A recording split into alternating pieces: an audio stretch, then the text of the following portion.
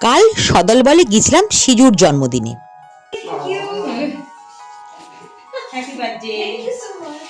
সন্ধে তখন 8টা। আমরা বড়দির বাড়ি গিয়ে পৌঁছেছি। সিজু সবাইকে প্রণামটা আগে সেরে নিচ্ছে, জন্মদিন বলে কথা না। আর সুন্দর একটা কেকও নিয়ে এসেছে বড়দি, দারুণ দেখতে। দাঁড়ান, এখন ফটো সেশন চলছে। এই দেখুন কেকটা, দুর্দান্ত দেখতে।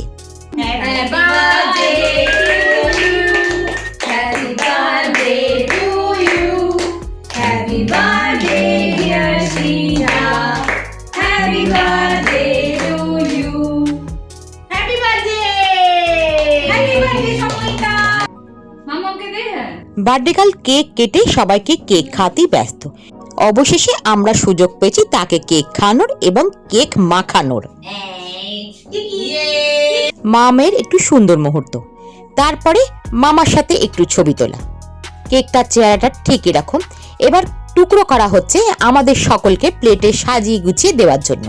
সৃজা সবাইকে কেকটা খাওয়ালো, মামাকে তখন খাওয়ানো হয়নি, তাই মামাকে কেকটা খাইয়ে দিয়েছে।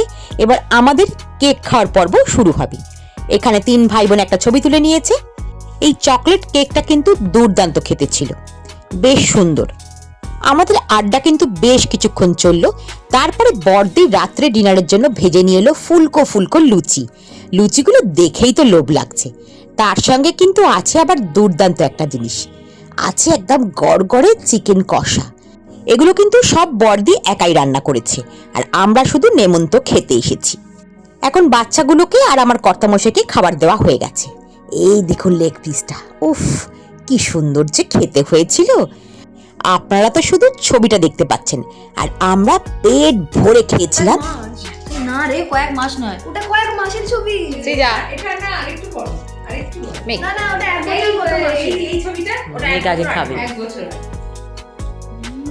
এটাই আছে বলো। হেভি। হ্যাঁ এই তো। বড়দি ভালো হয়েছে?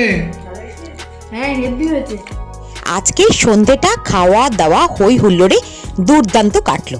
ভালো লাগলে একটা লাইক দেবেন।